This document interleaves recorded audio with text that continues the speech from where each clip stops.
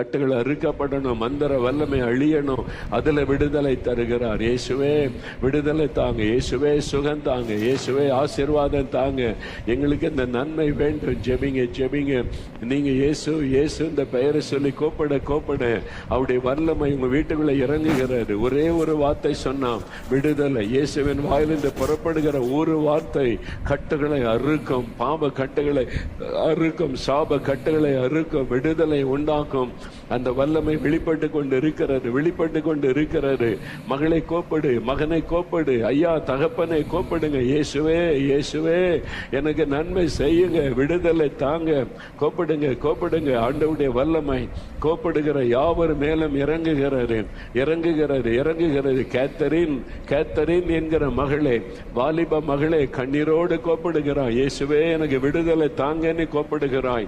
இயேசுடைய வல்லமை தொடுகிறது மகளே. இன்னைக்கு உனக்கு விடுதலையின் நாள்.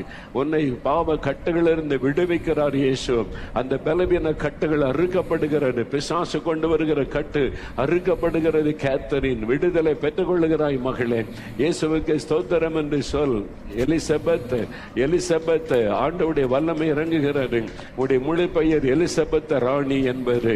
ஆனால் சிலர் எலிசபெத் கூப்பிடுறாங்க, சிலர் ராணின்னு கூப்பிடுறாங்க. இயேசுடைய வல்லமை மீது இறங்குகிறது மகளே. உன் சரீரத்தில் சில வியாதிகள், நரம்புகள், எலும்புகள் பாதிக்கப்பட்டு வலிகளோடு இருக்கிறீங்க. விடுதலை இப்பொழுது இயேசு விடுதலை தருகிறார். இயேசுவே ஸ்தோத்திரம்னு சொல்லுங்க. இயேசுவே